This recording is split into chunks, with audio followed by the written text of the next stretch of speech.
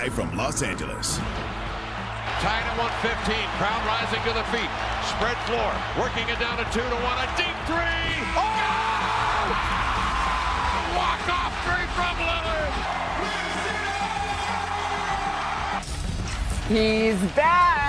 Coming up on NBA Today, set your clocks back. It's Dame time in Portland once again. Why he made the move and what does it mean for the Blazers moving forward. Plus, we are going to go back to Vegas to check in on Bronny, Yang Hansen, Khan Knippel's Thursday performances. And who better to preview WNBA All-Star Weekend than a former All-Star MVP herself, Kelsey Plum. She's stopping by to talk the three-point contest, the Sparks, and so much more. NBA Today starts right now. Damian Lillard, he already has his locker ready in Portland.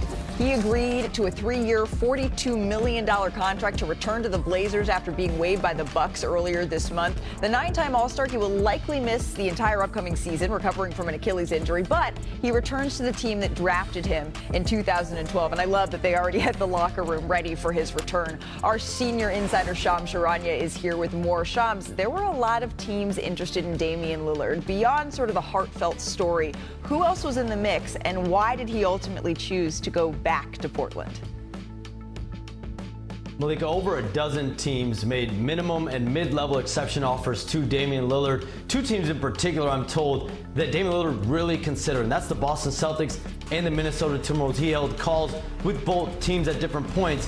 But to be in Portland, back home, with his 3 young kids, that was by far the most important factor, I was told, in his return to the Trailblazers. And he was going to spend the year rehabbing in Portland anyways from that Achilles tear. But to return to Portland, the franchise that he obviously is an icon in, that meant a lot to him. He held multiple meetings with general manager Joe Cronin and head coach Chauncey Billups at his house in the last few weeks. So he goes back 3 years, $42 million. He's one of 2 players, along with LeBron James, to have a no-trade clause right now in the NBA. So a return to Portland made sense for him on a lot of different levels.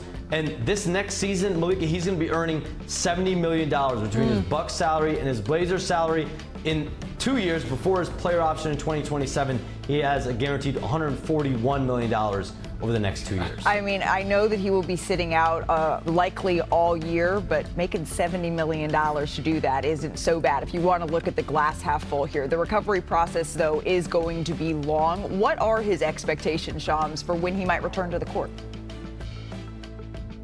Malika, Damian Lillard will be using the entire 2025-26 season to rehab that Achilles tear and then make his return, his reunion in Portland in that arena in 2026, 2027. And then he has that opt-out in the summer of 2027. The mindset of Damian Lillard right now is that summer he will be going into free agency, potentially in line for another big deal. But now he's in Portland. He's going to be there rehabbing. He's going to be there, a big part of the community, big part of the roster, a leader for that young team. You think about what the Blazers have done this offseason, not only in the draft with Yang Hansen, but also getting Drew Holiday, a veteran all-star caliber player. Then you get now Damian Lillard back. So they're making moves to retool this roster to try to be more competitive in the next couple of years. Chauncey Billups finished last season 22-18. They had a top 5 defense as well in the second half of the season. And you just think, Shams, the first time back in Moda Center when they say over the PA system and wearing the letter O, it's Damian Lillard. That place is going to go absolutely nuts. Thank you so much for your reporting, Shams. We'll see you back here in just a little bit. Udonis Haslem, Bobby Marks, Iman Shumpert joining me now. I'm going to start with you here, UD. Your first reaction when you saw that Damian Lillard is going back to Portland? Excitement, excited. I'm happy for Dame. I understand who Dame is as a person. I understand the things that are important to Dame is his love for his family and his loyalty to the city of Portland. He loves the city of Portland. He never really wanted to leave, but he wanted to put himself in a position where he can fight and contend for a championship. And his love for his family is very important for him. I look at that situation in Portland and I say, yes, he's not going to play the year that's coming up, but he has the opportunity to mentor some great young players. He has the opportunity to be next to Chauncey Billups, who's a champion. Dame is obviously a Hall of Famer. They just brought in James Posey, who's a champion. Drew Holiday's a champion. So when you look at Scoot Henderson, when you look at Sharpe, when you look at Klingon, when you look at all these young guys, Ying King Hansen, the guy who they got from China. When you look at all these young guys, this is really an opportunity for these young guys to really learn from some of the best guys that have played the game of basketball. Without a doubt, I got to second him there. Like, having Damian Lillard in a role now where he doesn't have to produce 40 points. It's just going to be a year for him to talk to guys, make sure guys are in the right position, make sure guys are working out to make themselves better in their own right. Then when he joins the team the following year, we'll be able to look at what he can do and see if he can go a little bit less on the Dame time and just be more, honestly, big shot. Be more Chauncey Billups in that idea of, I'm going to direct traffic a little bit more. I'm going to put guys in positions to be successful.